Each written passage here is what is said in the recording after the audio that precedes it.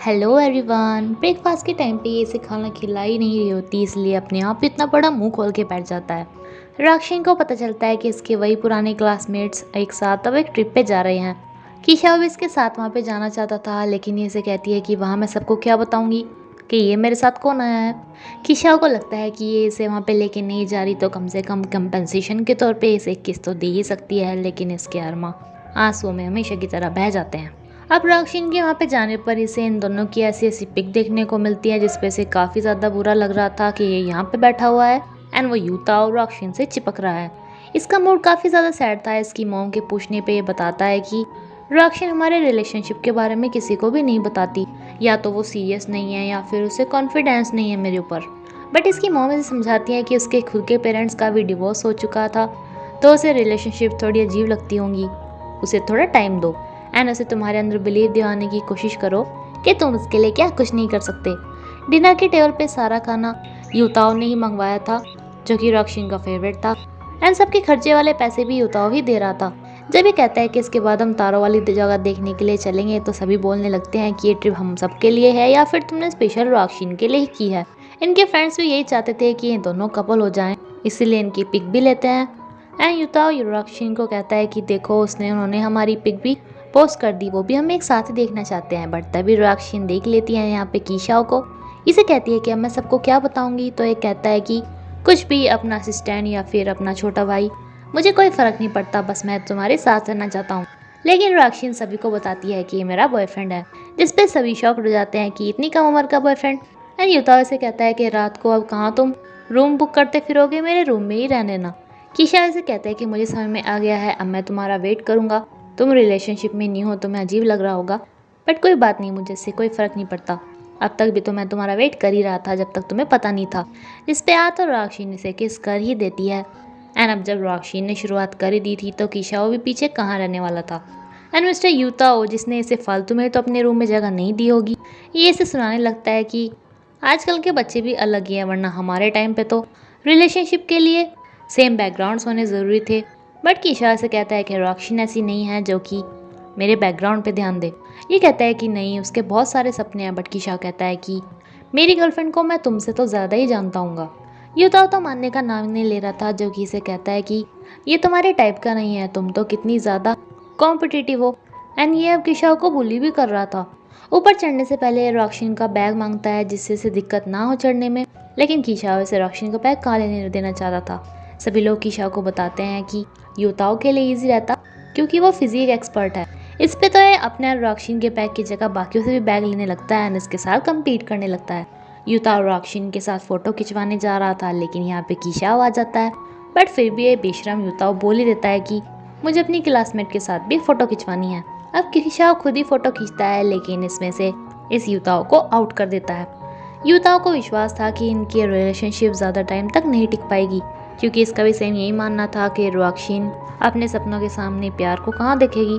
ये फालतू में राक्षिन को कहता है कि अब मुझे समझ में आ गया कि तुम्हारा बॉयफ्रेंड ये क्यों है, क्योंकि ये हमेशा तुम्हें खुश करके रखता है।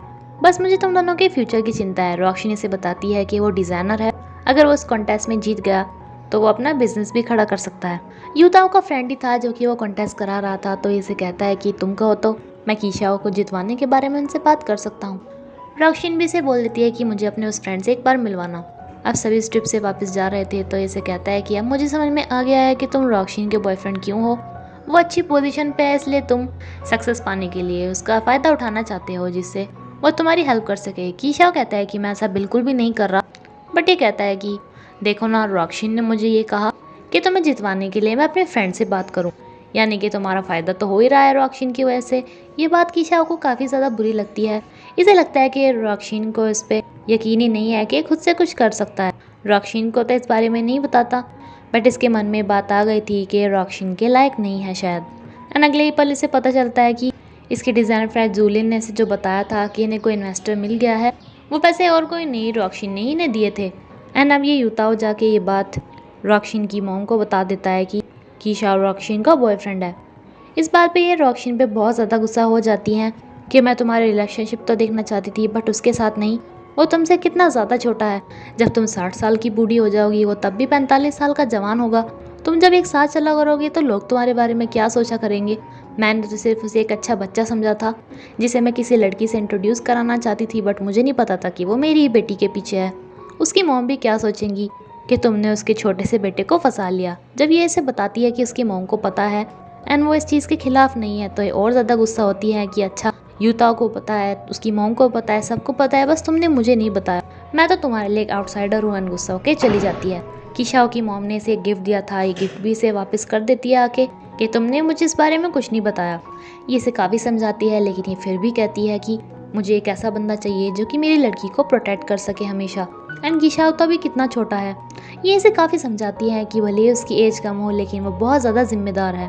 उसके पापा की डेथ के बाद उसने ही मेरे साथ मिलकर हमारे घर को संभाला एंड मुझे किसी ने बताया नहीं था। जिस तरीके से वो रॉक्शीन को देख के खुश होता है, मुझे उससे पता चल गया था कि वो उसे कितना ज़्यादा प्यार करता है। एंड आजकल के टाइम में एज वगैरह को कोई नहीं मानता। इसकी बातों का रॉक्शीन के मॉम पे काफ़ी असर होता है। रॉक्शीन कीशा को बताती है कि मॉम को तुम्हारे और मेरे बारे में पता चल गया। कीशा कहता है कि अच्छी तो बात है, लेकिन ये कहती है कि नहीं, अभी उन्हें हमें नहीं पता चलना देने चाहिए था। वो अभी कॉन्फिडेंट नहीं है हमारे रिलेशनशिप के बारे में। लेकिन कीशा गुस्से में बोल देता है कि वो नहीं है या तुम नहीं हो। मैं हमेशा तुम्हारे साथ रहना चाहता हूँ, बट तुम तो किसी को बताना तक नहीं चाहती। एंड एक बात और कि तुम्हें मेरे पर भी विश्वास होना चाहिए कि मैं भी कुछ कर सकता हूँ खुद से। ये बोल के फ़ोन काट देता है एंड रॉक्शीन को समझ में नहीं आता कि ये इसे क्या हो रहा था। युता इसके पास आता है कि चलो हम उस फ्रेंड से मिलने जाते हैं, लेकिन रॉक्शीन आज इसे बोल देती है कि मुझे तुम्हारे उस फ्रेंड से नहीं मिलना, क्योंकि कीशाओ को ये पसंद नहीं है कि वो किसी और के फेवर की वजह से सक्सेस गेन करे। इन दोनों को एक साथ कीशाओ भी देख लेता है, जो कि फिर से जेलस हो जाता है एंड रॉक्शीन से पूछता है कि तुम दोनों क्या बात कर रहे थे। इसे कहती है कि कुछ भी नहीं, वैसे तुम क्या कर रहे थे बच्चू। एंड कीशाओ से बोल के चला जाता है कि मैं बच्चा नहीं हूँ, मैं बड़ा हूँ। ये डिसाइड करता है कि जो भी पैसे रॉक्शीन ने इसके जूलिन फ्रेंड को दिए थे, ये वो किसी भी तरह से वापस कर देगा, जिसमें तय आधे तो जूलिन ने खर्च भी कर दिए थे। नेक्स्ट डे रॉक्शीन इसे सुबह सुबह मैसेज करती है कि क्या मैं ऑफिस जाते हुए तुम्हें तुम्हारे स्टूडियो छोड़ दूँ, बट ये बोल देता है कि मैं पहले से यहाँ पे आ चुका हूँ। नाउ रॉक्शीन सीजा से मिलती है, जो इसे बताती है कि तुम दोनों की फाइट हुई है क्या, क्योंकि कीशाओ ने सुयांग को बताया एंड सुयांग मुझे बता रहा था कि कीशाओ काफ़ी ज़्यादा सैड है कि तुमने जुलिन को भी पैसे दिए एंड युतांग को भी बोला कि वो अपने फ्रेंड से बात करे इसे कॉन्टेस्ट जितवाने के लिए। नाउ इसे सब कुछ समझ में आ जाता है। इसके नए असिस्टेंट के लिए इंटरव्यू हो रहा था, लेकिन इसे तो जब की याद आ रही थी जब कीशाओ अपना इंटरव्यू देने के लिए आया था। कीशाओ इस कंपटीशन के लिए अपना डिज़ाइन तैयार तो कर रहा था, लेकिन इसे कोई भी डिज़ाइन अच्छा नहीं लग रहा था। इसे काफ़ी ज़्यादा गुस्सा आ रहा था। तभी यहाँ पर रॉक्शीन आ जाती है।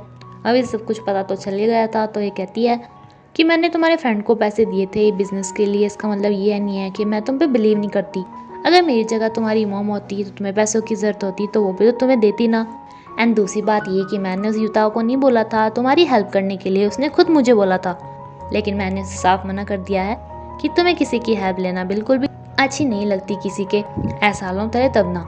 अब जाके कीशाओ का मूड थोड़ा सही होता है। नहीं कहता है कि तुम हमारे रिलेशनशिप को सीरियस नहीं ले रही क्या, जो तुम किसी को भी नहीं बताती। रॉक्शीन कहती है कि सबको तो पता है, सीजिया को, सुयान को। ये कहता है कि और तुम्हारी मॉम का क्या। तो ये अभी के अभी अपनी मॉम पर मैसेज करती है कि मैन कीशाओ आपको डिनर पे बुला रहे हैं। सुयांग का अकाउंट जो कि सीजिया हैंडल कर रही थी, इस पे बहुत सारे स्टिकर्स वेबट्यून्स बना के डालता है एंड इसे कंपनी से ऑफर भी आ जाता है। लेकिन सीजिया कहती है कि तुम्हें इसके लिए बहुत ज़्यादा मेहनत करनी होगी, इसलिए तुम्हें अपनी वो पुरानी वाली जॉब छोड़नी पड़ेगी। इस पर ये मान जाता है एंड अपनी पुरानी वो बोरिंग सी जॉब छोड़ देता है। लास्ट टाइम गुस्से में कीशाओ को जो डिज़ाइन अच्छा नहीं लग रहा था, अब ये डिज़ाइन भी इससे अच्छा लग रहा था, जो कि ये सबमिट कर देता है। कीशा बहुत ज़्यादा टेंशन में था कि पता नहीं इसकी मॉम क्या कहेंगी, बट इसकी खुद की मॉम इसे बताती है कि मेरी उनसे बात हुई। मैं उन्हें बोल रही थी कि कीशाओ ने मुझे तो बुलाया ही नहीं डिनर पे, तो उन्होंने मुझे कहा था कि हमारे ट्रेडिशन में लड़का ही आता है पहले लड़की की मॉम से बात करने के लिए। अब सबसे पहले तो रॉक्शीन की मॉम इन दोनों से पूछती है कि तुम अपनी रिलेशनशिप के लिए सीरियस तो हो ना। जब ये दोनों ही हाँ बोलते हैं तो ये कहती है कि बताओ मुझे कैसे। कीशा उन्हें बताता है कि भले ही आपको लगता हो कि मैं कम उम्र का हूँ, लेकिन मैं रॉक्शीन को काफ़ी अच्छे से समझता हूँ। भले ही ये ज़्यादा उम्र की है, लेकिन ये हमेशा बच्चों की तरह ही रिएक्ट करती है। इसकी तबीयत बिगड़ने पे भी स्पाइसी फूड ही खाती है, ड्रिंक करने में बच्चों की तरह बिहेव करती है। इस हिसाब से मैं इस एज में छोटा नहीं हूँ। एंड जब ये रॉक्शीन से पूछती हैं तो रॉक्शीन भी बताती है कि भले आपको लगता हो कि कीशा एज की वजह से मुझे प्रोटेक्ट नहीं कर पाएगा, लेकिन इसने मुझे हमेशा प्रोटेक्ट किया, चाहे मेरे फेस पे जब कोला गिरा था तब, या जब मैं ड्रिंक करती हूँ तब, या फिर मेरी जॉब को बचाने के चक्कर में ही। इसने आपकी खुद भी जॉब रिज़ाइन कर दी थी। इन दोनों की ऐसी बातें सुन के इनकी मॉम मान जाती हैं कि ये दोनों एक दूसरे के लिए सही हैं। जियान का हस्बैंड इससे बार में मिलने आता है एंड पूछता है कि यार तुम ड्रम बीट क्यों नहीं कर रही हो। ये बताती है कि मैं ये जॉब छोड़ रही हूँ क्योंकि मैं अब टीचिंग करूँगी, बच्चों को ड्रम बीटिंग सिखाऊंगी। आज यहाँ पे कोई नया ड्रमर बीट कर रहा था, लेकिन टिंगी से आके कहता है कि तुम सबसे अच्छा करती थी, क्यों ना तुम अपने सारे फ्रेंड्स को बुला के लास्ट टाइम ड्रम बीट करो।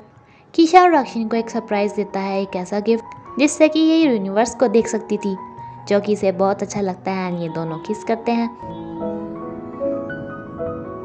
जियान अपनी इस फेयरवेल पार्टी में अपने सारे फ्रेंड्स, अपने हस्बैंड वगैरह को बुलाती है, सभी को थैंक्स बोलती है, बताती है कि आज मैं यहाँ पे लास्ट टाइम ड्रम बीट कर रही हूँ। इसी के साथ एपिसोड पे खत्म होता है फ्रेंड्स। Thank you.